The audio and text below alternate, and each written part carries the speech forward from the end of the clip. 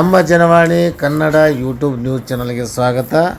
ನೀವು ನೋಡ್ತಾ ಇದ್ದೀರಾ ನಮ್ಮ Janavani Kannada YouTube news channel ಹೊಸದಾಗಿ ನೋಡ್ತಾ ಇದ್ದರೆ ದಯವಿಟ್ಟು ಸಬ್ಸ್ಕ್ರೈಬ್ ಆಗಿ, ಶೇರ್ ಮಾಡಿ, ಲೈಕ್ ಮಾಡಿ, ಹಾಗೆ ಅಭಿಪ್ರಾಯವನ್ನು ಕಮೆಂಟ್ ಬಾಕ್ಸಲ್ಲಿ ತಿಳಿಸಿ. ಬೆಲ್ ಐಕನ್ ಒತ್ತೋದನ್ನು ತಪ್ಪದೇ ಮರೆಯಬೇಡಿ. ಪಕ್ಕದಲ್ಲಿರುವ ಆಲ್ ಬಟನ್ ಪ್ರೆಸ್ ಮಾಡಿ. ಶಿಕ್ಷಕರು ಮಕ್ಕಳಿಗೆ ಗಟ್ಟಿಯಾಗಿ ಓದುವ ಅಭ್ಯಾಸ ಮಾಡಿಸಿ. ಕುಲಕರ್ಣಿ. ಶಿಕ್ಷಕರು ಮಕ್ಕಳಿಗೆ ಗಟ್ಟಿಯಾಗಿ ಓದುವುದು ಒಂದು ವಿಶಿಷ್ಟ ಕಲೆಯಾಗಿವೆ.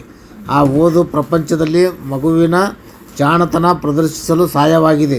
ಈ ಗಟ್ಟಿ ಓದು ಮಕ್ಕಳಲ್ಲಿ ಓದುವ ರುಚಿ ಬೆಳೆಸುತ್ತದೆ, ಜೊತೆಗೆ ಸ್ವಯಂ ತಪ್ಪುಗಳನ್ನು ತಿದ್ದಿಕೊಳ್ಳಲು ಸಹಾಯಕ. ಓದುಗನನ್ನು ಒಲವಿನ ಲೋಕಕ್ಕೆ ಕರೆದೊಯ್ಯಲು ಮತ್ತು ಮಕ್ಕಳಿಗೆ ಉತ್ತಮ ಕಲ್ಪನಾ ಲೋಕದಲ್ಲಿ ವಿಹರಿಸುವಂತೆ ಮಾಡಬಲ್ಲದು ಎಂದು ರಾಜ್ಯ ಸರ್ಕಾರಿ ನೌಕರರ ಪರಿಷತ್ತು ಸದಸ್ಯ ಭೀಮನಗೌಡ ಬಿರಾದಾರ್ ಹೇಳಿದರು.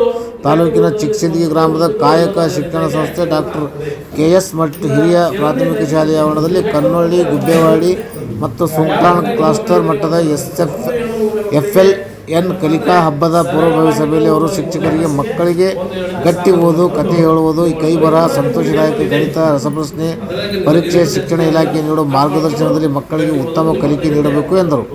ಕನ್ನೊಳ್ಳಿ ಕ್ಲಸ್ಟರ್ CRP ಸೋಮೇಶ್ ಗೌಡ ಪಾಟೀಲ್ ಬಂದಾಳ್, ಶಾಲೆಯ ಶಿಕ್ಷಕ ಕೃಷ್ಣರಾವ್ ಕುಲಕರ್ಣಿ ಶಿಕ್ಷಕರಿಗೆ ವಿಷಯ ತರಬೇತಿ ನೀಡುವ ಮೂಲಕ FLN ಕಲಿಕಾ ಹಬ್ಬ ವಿಜೃಂಭಣೆಯಿಂದ ಆಚರಿಸಲು ಸಿದ್ಧತೆ ಮಾಡಿಕೊಳ್ಳಬೇಕು. ಮಕ್ಕಳಲ್ಲಿ ಸರಳ ಕನ್ನಡ ಮತ್ತು ಗಣಿತ ಬಗ್ಗೆ ವಿಶೇಷ ಆಸಕ್ತಿ ಬೆಳೆಸಿ ದೈನಂದಿನ ಜೀವನದಲ್ಲಿ ಓದು, ಬರಹ ಮತ್ತು ವ್ಯವಹಾರದ ಜ್ಞಾನವನ್ನು ಮಕ್ಕಳಿಗೆ ಯಾವ ರೀತಿಯಾಗಿ ತಿಳಿಸಬೇಕು ಎಂಬುದನ್ನು ಇಬ್ಬರು ಸಂಪನ್ಮೂಲ ವ್ಯಕ್ತಿಗಳು ತಿಳಿಸಿದರು. ಜೊತೆಗೆ ನಮ್ಮ ನೆಲ ಜಲಗಳ ಅದ್ಭುತ ಅನ್ವೇಷಣೆ ಸಾಹಸಗಳನ್ನು ಮಕ್ಕಳಿಗೆ ತಿಳಿಯಬೇಕು.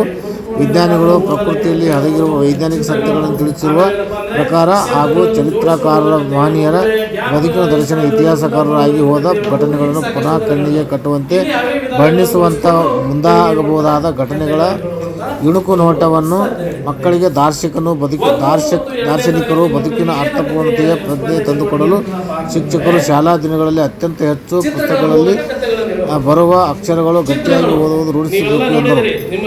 CRP ರಾಜುಗೌಡ ಬೂಸ್ನೂರ್, ಶಿಕ್ಷಕ ಭಾಗೇಶ್ ಗೋಳಗೇರಿ, SD ಜೀವೂರ್, ಶಿಕ್ಷಕ ಮಕ್ಕಳ ಸಾಹಿತಿ ಬಸವರಾಜ್ ಅಕ್ಸರ್ ಹಾಗೂ ತ್ರಿವಳಿ ಕ್ಲಸ್ಟರ್ಗಳ ಹಲವಾರು ಶಿಕ್ಷಕರು ಭಾಗವಹಿಸಿದರು. ವರದಿಯನ್ನು ವಿನಯ್ ಕುಮಾರ್ B. ಅಕ್ಸರ್ ಸಿದ್ದಿಗೆ ಅವರು ನಮ್ಮ Janavani Kannada YouTube news channel ಜೊತೆ ಹಂಚಿಕೊಂಡಿದ್ದಾರೆ. ಅವರಿಗೆ ಧನ್ಯವಾದಗಳು. ಇಂಗ್ಲೀಷ್ ಶಾಲೆಗೆ ಮಕ್ಕಳು ಇಂಗ್ಲೀಷ್ನಾಗ ಲೆಕ್ಚರ್ ಮಾಡ್ತಾರೆ, ಕನ್ನಡದಲ್ಲಿ ಕಾಯಿಲೆ ಬಂತು ಕುಳಿತು ಹೋಯ್ತು ಅಂತ ಹೇಳ್ತಾರೆ, ಹುಡುಕಾಡ್ತಾರೆ. ಏಕೆ ಅಲ್ಲಿ ಆ ಮಕ್ಕಳಿಗೆ ಗ್ರಹಿಸುವಂಥ ಶಕ್ತಿ ಅಥವಾ ಆಲೋಚನೆ ಮಾಡುವಂಥ ಶಕ್ತಿ ಎಲ್ಲ ಸಿಗ್ತದೆ ಚಿತ್ರಗಳಲ್ಲಿ. ಹಾಗೆ ಇಲ್ಲಿ ಏನಿದೆ ಬರೋ 1 ಮತ್ತು 2ನೇ ತರಗತಿಗೆ ನಾವು ಇಂಥ ಕಾರ್ಡ್ಗಳನ್ನು ಕೊಡ್ತೀವಿ. ಇಂಥ ಸಣ್ಣ ಫ್ಲಾಶ್ ಕಾರ್ಡ್ಗಳು, ಚಿತ್ರಗಳಿರುವಂಥ ಕಾರ್ಡ್ಗಳನ್ನು ಕೊಟ್ಟಿರ್ತೀವಿ. ಅವ್ರು ಬಂದು ಹರಡ್ತೀವಿ. ಅವುಗಳನ್ನು ತಗೊಂಡು ಏನು ಮಾಡ್ತದಪ್ಪ ಅಂದ್ರೆ ಮಗು ನೋಡ್ತದೆ, ಜೋಡಿಸಿ ತನ್ನದೇ ಶೈಲಿಯಲ್ಲಿ ಕತೆ ಹೇಳಬೇಕು. 1, 2, 3ನೇ ಕ್ಲಾಸ್, 1ನೇ 2ನೇ ಕ್ಲಾಸ್ ಮಕ್ಕಳು. ಅದು ನಾವೆಲ್ಲ ಅಂತಿರ್ತೀವಿ ಗಣಿತ ಕಬ್ಬಿಣದ ಕಡಲೆ ಅಂತ ಹೇಳ್ತೀವಿ. ಅದು ನನ್ನ ಪ್ರಕಾರ ಹೇಳ್ಬೋದ್ರೆ ಅದು ತಪ್ಪು ಅಂತ ನನ್ನ ಭಾವನೆ. ಚರ್ಚೆ ಬೇಡ. ಈಗ ಗಣಿತ ಅಂದ್ರೆ ಒಂದು ಮೋಜಿನ ಗಣಿತ ಅಂತ ಹೇಳ್ತೀವಿ. ಹಾಗಾದ್ರೆ ಆ ಗಣಿತವನ್ನ ನಾವು ಯಾವ ರೀತಿಯಾಗಿ ಸಂತಸದಾಯಕವಾಗಿ ಮಾಡಬೇಕು ಅನ್ನೋದನ್ನ ನಾವೀಗ ಚರ್ಚೆ ಮಾಡೋಣ್ರಿ.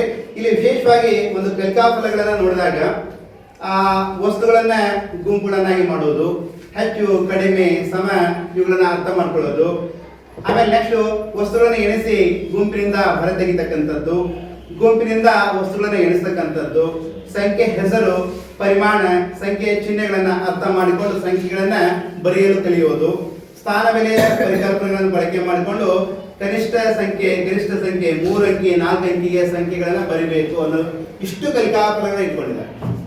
ಈ ಎಲ್ಲ ಕಲಿಕಾಫಲಗಳನ್ನ ಆಧಾರವಾಗಿ ಇಟ್ಕೊಂಡು ನಾವೇನ್ ಮಾಡ್ಬೇಕಾಗಿದೆ ಅಂತಂದ್ರೆ 2 ಸ್ಟಾಲ್ಗಳನ್ನ ನಡೆಸಬೇಕಾಗಿದೆ. ಅದರಲ್ಲಿ 1ನೇ ಸ್ಟಾಲ್ ಸಂತೋಷದಾಯಕ ಗಣಿತ ಸ್ಟಾಲ್. ಇಲ್ಲೇ ನಾವು 2 ಚಟುವಟಿಕೆಗಳನ್ನ ಮಾಡ್ಬೇಕಾಗ್ತದೆ. 2 ಚಟುವಟಿಕೆಗಳನ್ನ ಇದರಲ್ಲಿ ಮತ್ತೆ ನಾವು ಏನ್ ಮಾಡ್ಬೇಕಾಗುತ್ತೆ, ಸಂತೋಷದಾಯಕ ಗಣಿತ ಸ್ಟಾಲ್ ಮಾಡ್ಬೇಕಾಗತ್ರಿ. 1ನೇ ಚಟುವಟಿಕೆ ಯಾವುದು ಅಂದ್ರೆ ಚೀಟಿ ಆಟ ಅಂತ.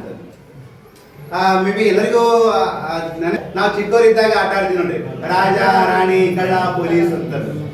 ಆ ಚೀಟಿಗಳನ್ನ ಬರ್ತಿದ್ರಿ, ರಾಜ ರಾಣಿ ಕಳ್ಳ ಪೊಲೀಸ್ 4 ಚೀಟಿಗಳನ್ನ ಬರೆದು ಹಾಕಿ ಅದು ಮಡಿಚಿ ಹಾಕಿದ್ವಿ, ಆರಿಸ್ಕೊಂಡು ಅದು ನಮ್ಗೆ ಯಾವ್ದು ಬೇಕಾದ್ರೆ ಇಟ್ಕೊಳ್ತಿದ್ವಿ, ಯಾವ್ದು ಬೇಡ ಎಲ್ಲರೂ ಏನ್ ಮಾಡ್ಬೇಕ್ರಿ, ರಾಜ ಒಬ್ರು ರಾಜ